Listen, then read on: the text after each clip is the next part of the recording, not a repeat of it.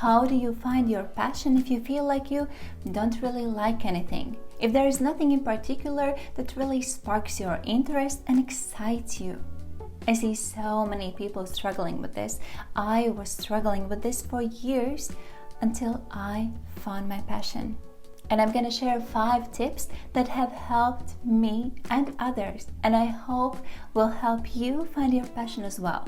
Hey, I'm Annette. I'm using my HR and recruitment experience to help young professionals like you find their passion and build their dream careers. Here are my 5 tips to help you find your passion. Tip number 1, let go of the idea that you have to choose one passion or one career for the rest of your life, or even for a good chunk of your life. So many people feel stuck because they put all this pressure on themselves. They feel like they have to choose one and only one passion or career for years and years to come. I have always admired those who have known from an early age that they want to be a doctor, a lawyer, a teacher, or anything else. But for so many of us, it doesn't really work that way.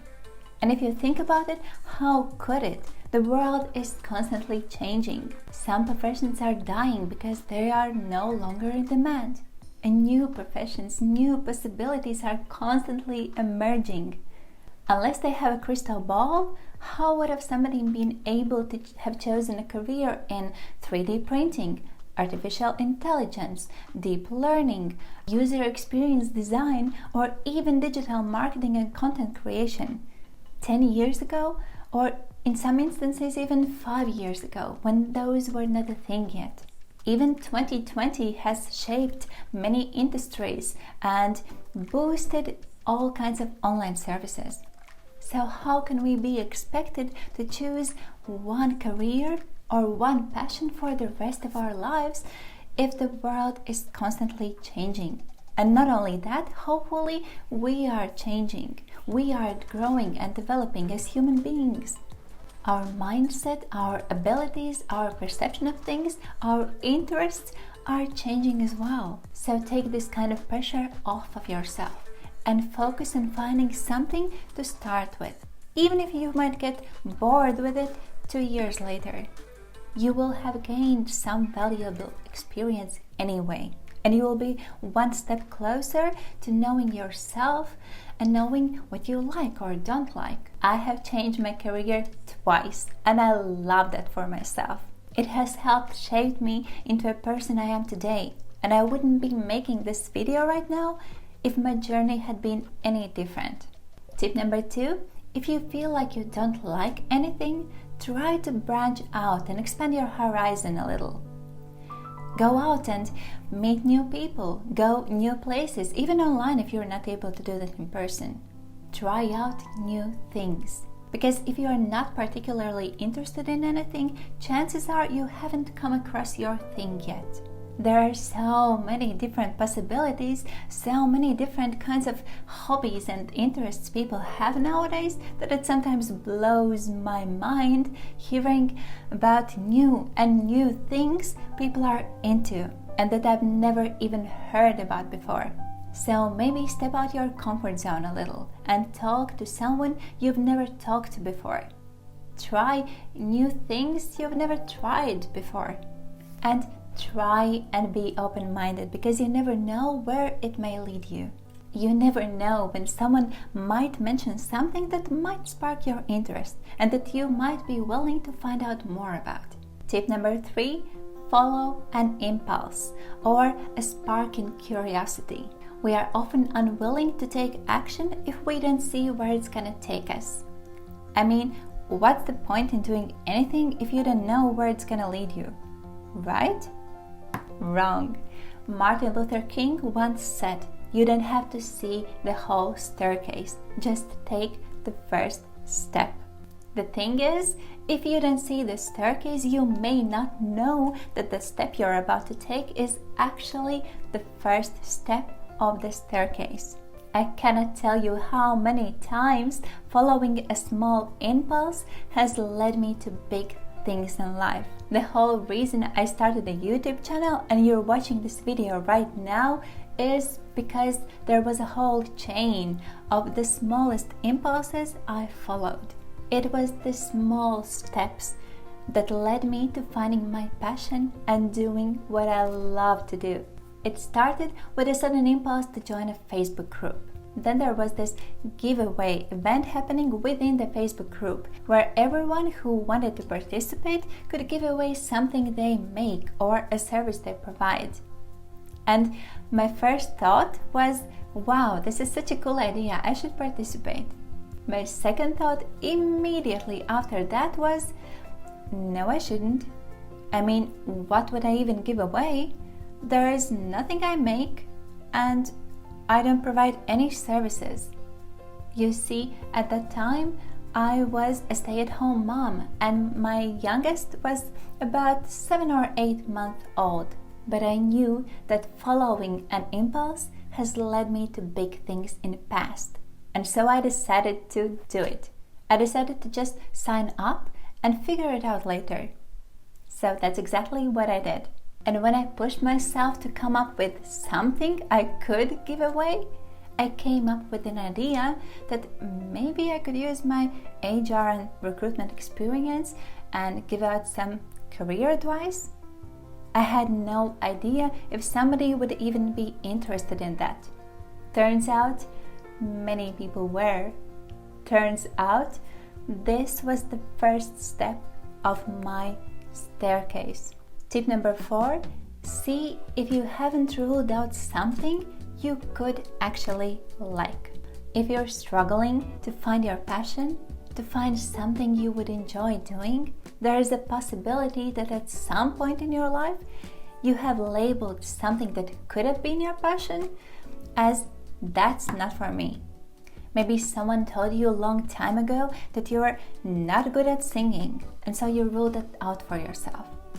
Maybe someone told you that you haven't got what it takes to be an entrepreneur. Maybe someone told you that being an artist is not a real job, or that you cannot make money being a YouTuber. Maybe it was a teacher, maybe it was a friend, a parent, or even maybe you heard it on the TV.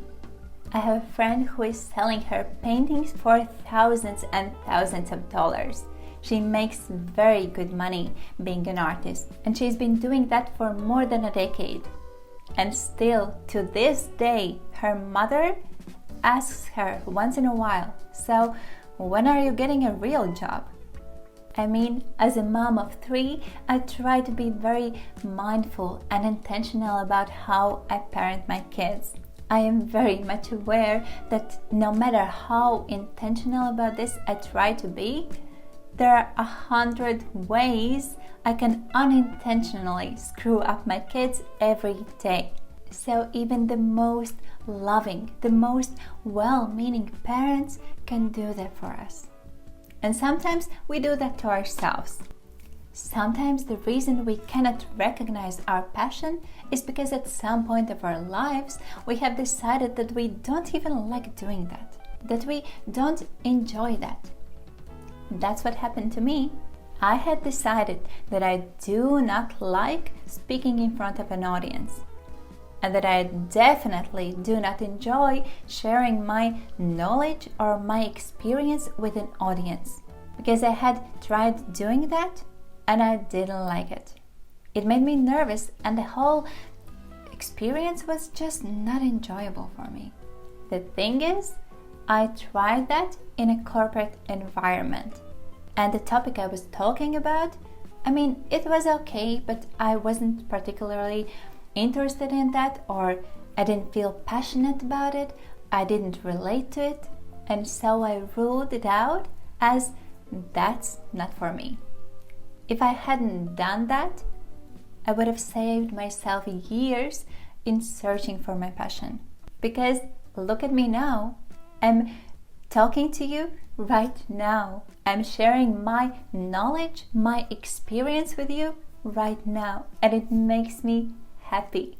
The difference is I'm doing it in a very friendly casual way that's very different from the corporate environment I was in. And I'm talking about something I feel really passionate about, something I find really meaningful. So what have you labeled as not for me? Let me know in the comments.